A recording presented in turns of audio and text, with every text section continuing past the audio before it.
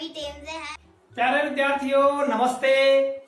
कैसे हैं आप लोग? आशा करते हैं निश्चित तौर से आप अपने घर पर सुरक्षित होंगे और विभिन्न संचार माध्यम जैसे रेडियो, टेलीविजन, यूट्यूब और बहुत सारे जो सोशल मीडिया है उनके माध्यम से घर बैठे ही आप समझ रहे होंगे, पाठ को, शिक्षा को ग्रहण कर रहे होंगे। आज इस कालखंड में हम आपकी कक्षा 5वीं की जो गणित का जादू है उस गणित का जादू विषय के अंतर्गत चैप्टर 2 जैसा कि आप यहाँ पर देख रहे हैं, ठीक है, आकृतियां और कोण, इसके बारे में हम जानकारी प्राप्त करेंगे।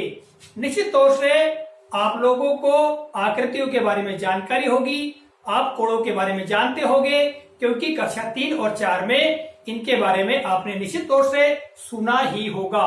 हम इस कालखंड में आकृति और कोण के बारे में और भी बातें जानेंगे। देखिए, इस कालखंड में जो गतिविधि करेंगे वो गतिविधि काव्य प्रवाह और पावनी प्रवि, ये दोनों बच्चे इन गतिविधियों का संपादन करेंगे और हम उनको निर्देशन देंगे।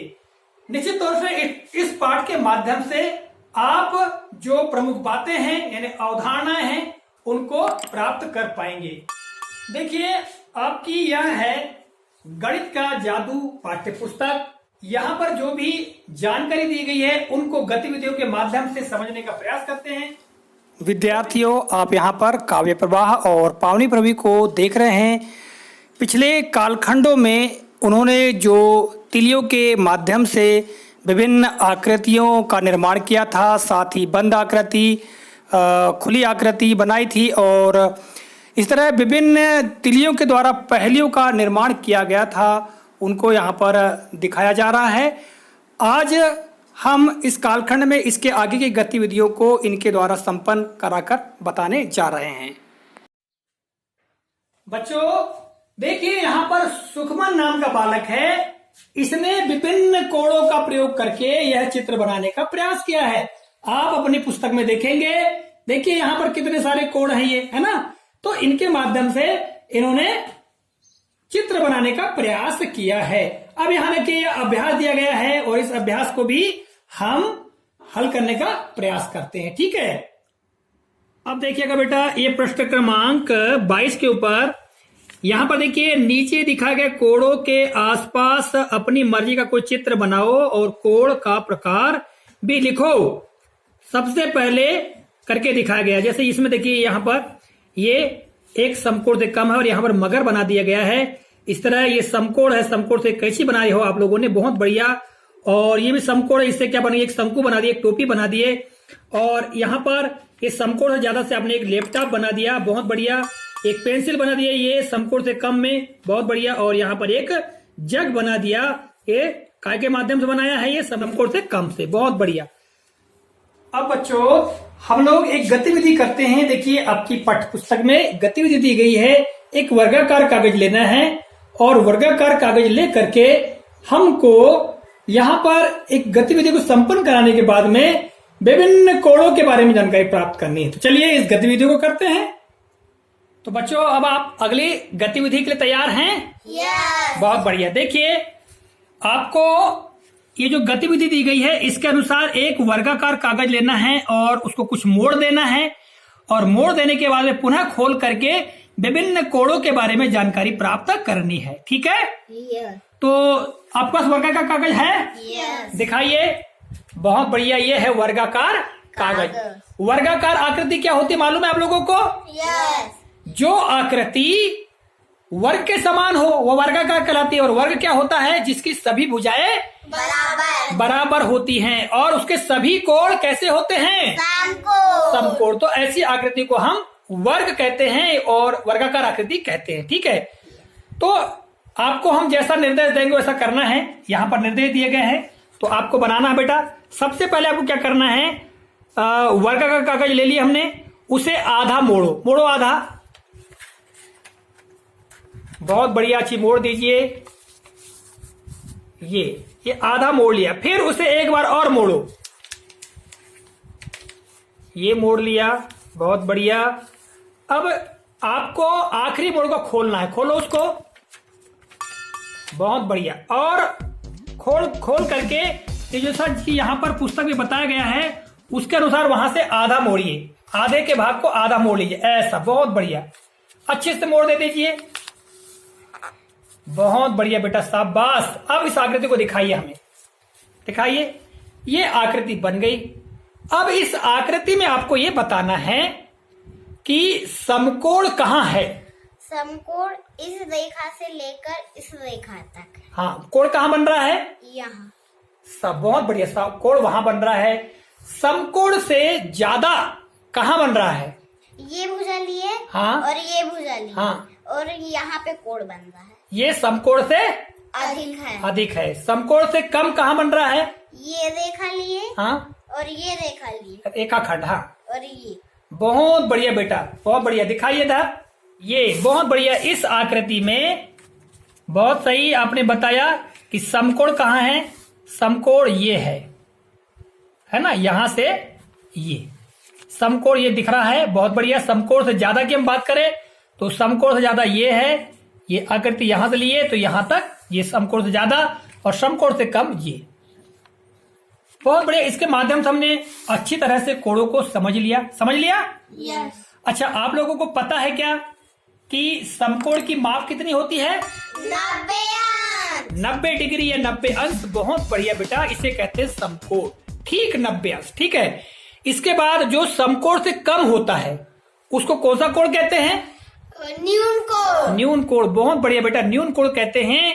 और जो कोण समकोण से ज्यादा होता है उसे क्या कहते हैं? अधिक कोण। अधिक कोण। तो हमको ये जानकारी भी हो जाना चाहिए कि समकोण से छोटे वाले को न्यून कोण, न्यून यानी छोटा होता है, कम होता है ना, इसलिए वह क्या कहलाएगा? न्यून कोण कहलाएगा। और अधिक कोण यानी उससे ज्यादा है, समकोण से अधिक है, इसलिए अधिक कोण कहलाता है। मुझे एक बात कहना है। हाँ, बोलो बेटा। एक और कोण होता है ना, सरल कोण और शून्य कोण। बहुत बढ़िया बेटा, आपको बहुत बढ़िया हमने पहले पढ़ाया था। तो एक सही बात है, एक सरल कोण भी होता है और एक शून्य कोण भी होता है। शून्य कोण की जो माप है वो शून्य होती है, और उसमें दोनों जो रेखाखंड, दोनों जो किरणें हैं वो एक के ऊपर एक जुड़ी हुई होती है। हाँ, एक के ऊपर एक रहती है, इसलिए वहां शून्य कोण बनता है। और सरल कोण, दोनों किरणें पूरी एक सीधी रेखा में जब होती तब वह सरल कोण बनाता है। अब आगे आप पढ़ोगे इसके बारे में, ठीक है? यस। अब देखिए बेटा, इसके आगे एक गतिविधि और दी गई है। शरीर के 7 कोण। अब शरीर के साथ हम कोण बनाएंगे, तो क्या तुम अपने शरीर के अंगों से विभिन्न कोण बना सकते हो? यस। सबसे पहला बिंदु दिया है, अपने हाथ से समकोण बनाइए। बनाइए अपने हाथ से समकोण। बहुत बढ़िया। ये समकोण कहाँ है? समकोण बताइए, यहाँ पर। बताइए। हाँ, बहुत बढ़िया। अब आपको क्या बताना है? अपने पैर से न्यून कोण बताना है। बताइए अपने पैर से न्यून कोण कहाँ है? न्यून कोण बेटा यहाँ पर। शाबाश, बहुत बढ़िया, बहुत बढ़िया।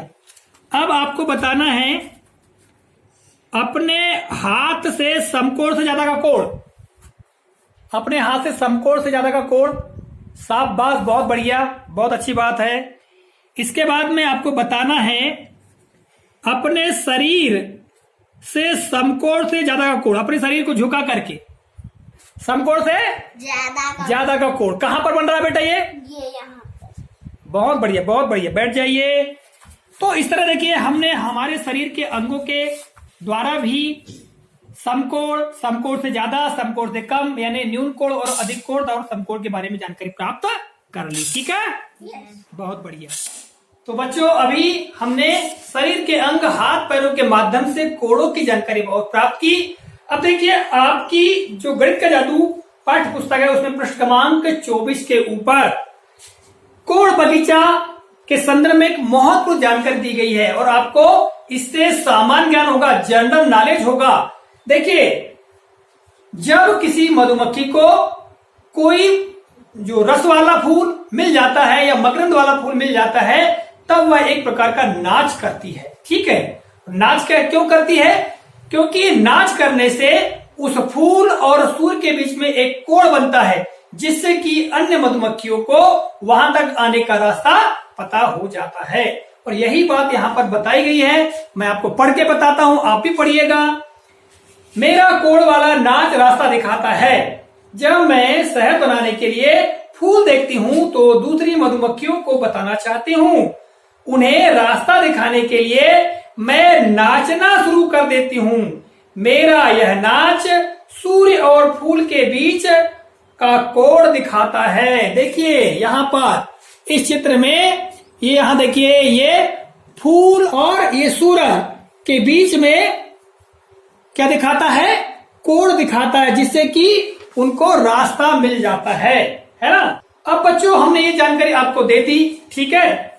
अब देखिए एक गतिविधि और करते हैं।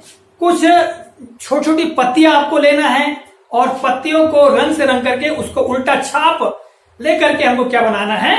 कोण बनाना है। और कोण बनाएंगे कैसे? जैसे देखिए यहाँ पर आपकी पाठ्य पुस्तक में ये आकृतियां दिखाई गई हैं, ठीक है। चलिए काव्य प्रवाह और पावनी प्रवाह आपके लिए करके बताते हैं, आपको भी करके देखना है, ठीक है। तो बच्चों अब हम एक और गतिविधि करते हैं, ठीक है। Yes. आपको बड़ा मजा आएगा। देखिए हमने आपको पत्तियां लाने को कहा था, ये आपने पत्तियां बहुत सारी ला लिए हैं।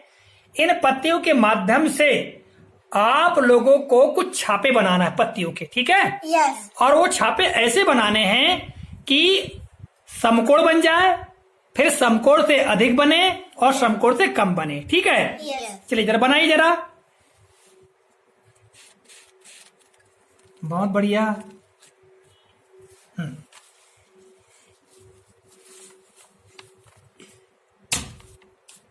हाँ ये पत्ती एक छापा बन गया। आप क्या करें, दूसरी पत्ती लीजिए। हाथ आपका खराब ना हो बेटा, देख करके, है ना। बनाइए।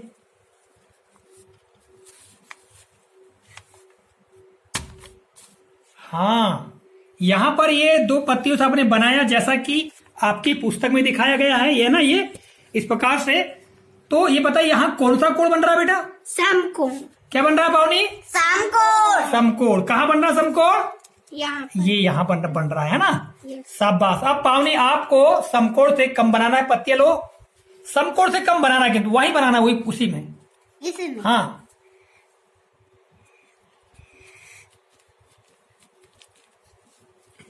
समकोण से कम बनाइएगा। हाँ ठीक है, अब बनाइए, छापा लगाइए, हाथ खराब ना हो बेटा। हाँ हाँ कहीं पे लगा लीजिए।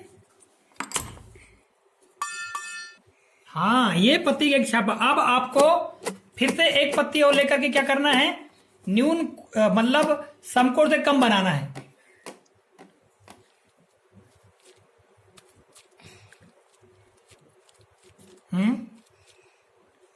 बहुत बढ़िया, बनाइए समकोण से कम।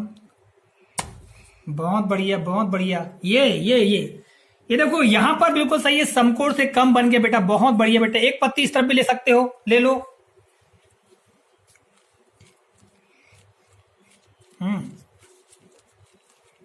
लीजिए। शाबाश। ये देखो ये समकोण हो गया बेटा, है ना। ये समकोण से कम हो गया। ये देखो ये दोनों तरफ, है ना। तो इस तरफ आप और भी बना सकते हो, कई प्रकार के डिजाइन बना सकते हो। सर हम एक प्रकार की डिजाइन बनाना चाहते हैं। बनाइए डिजाइन है।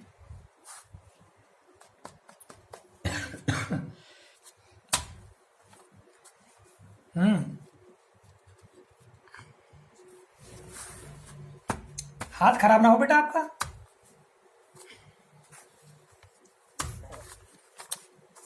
बहुत बढ़िया। ये कौन सा कोण बना रही भाई? सरल कोण। सरल कोण। शाबाश, क्योंकि आप 7th में हो ना, इसलिए आपको पता है। पावनी आपको भी पता है ना बेटा? यस। और क्या बना रहे हो आप? अधिक कोण। अधिक कोण मतलब समकोण से ज्यादा। वेरी गुड, ये बन गया बेटा समकोण ज्यादा। वेरी गुड, बहुत बढ़िया। आपने बहुत अच्छी डिजाइन बना ली। तो ये बेटा हो गई आपकी गतिविधि, ठीक है। और पक्षियों की विभिन्न चोंचों के माध्यम से, उनकी चोंच देखिए आप लोगों ने, यस। इस प्रकार चोंच होती है पक्षियों की। यस। तो इन चोंच के माध्यम से भी कोण आप पहचान सकते हो, है ना। यस। बहुत बढ़िया बहुत बढ़िया। बस बहुत अच्छी आपने डिजाइन बना ली, बहुत अच्छी डिजाइने बना ली आप लोगों ने। ये बहुत अच्छी गतिविधि थी आपकी, बहुत बढ़िया बेटा। तो बच्चों हमने पत्तियों के माध्यम से नई छाप, नए चित्र बना करके कोणों के बारे में जाना। इसके अलावा जो बहुत सारे पक्षी होते हैं उनकी चोंच के बीच जो कोण होता है उसके बारे में भी हमने जानकारी प्राप्त की। तो प्यारे विद्यार्थियों, इस तरह से आज के इस कालखंड में आप लोगों ने चैप्टर नंबर 2 आकृतियों और कोण के अंतर्गत जो प्रमुख अवधारणाएं हैं उन अवधारणाओं को अव्यक्त करने के लिए काव्य और पावनी प्रवि के द्वारा प्रमुख गतिविधियां करके आपको बताई गई। निश्चित तौर से आप लोग इनके बारे में समझ पाए होंगे। आशा करते हैं आप लोग अपने घर में रह करके इन गतिविधियों को संपन्न करेंगे और इन अवधारणाओं को और बेहतर तरीके से समझ पाएंगे। इसी आशा और विश्वास के साथ आज के इस कालखंड से हम विदा लेते हैं। अगले कालखंड में पुनः नए प्रकरणों के साथ आपके समक्ष उपस्थित होंगे। तब तक के नमस्कार, जय हिंद।